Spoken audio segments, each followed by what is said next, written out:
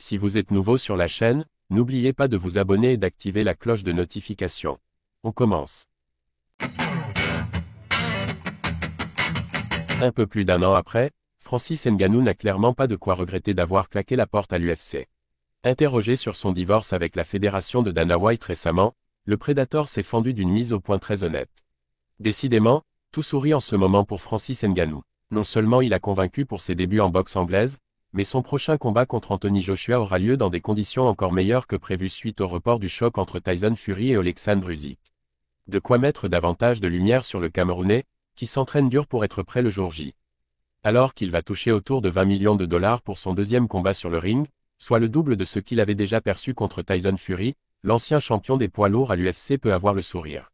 Son pari de quitter la grande fédération de MMA s'est avéré payant sur toute la ligne, littéralement. La PFL le rémunère bien plus que son ancien employeur et il a pu se lancer dans la boxe au passage. Francis Ngannou terrifié au moment de quitter l'UFC. Autant dire que sa situation est pratiquement parfaite, alors qu'on aurait pu craindre le contraire il y a encore un an de ça alors qu'il venait de claquer la porte à l'UFC. Tout le monde lui avait promis un avenir des plus sombres et si le Predator a su faire mentir ses détracteurs, y compris Dana White, il a évidemment connu une petite période de doute comme il l'a avoué sur la chaîne YouTube High Performance.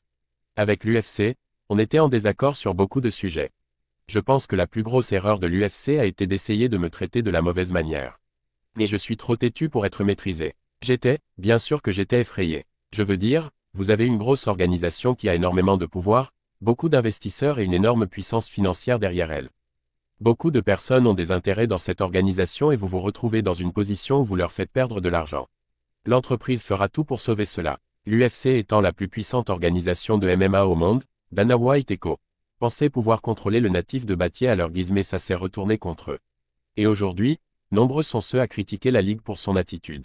Il y avait d'énormes risques à quitter l'UFC dans ces conditions, mais Francis Ngannou avait déjà relevé des défis bien plus dangereux que ça et son choix a fini par payer. Il a pu lancer sa carrière en boxe anglaise tout en étant grassement payé par la PFL, le meilleur des deux mondes pour la machine de guerre camerounaise.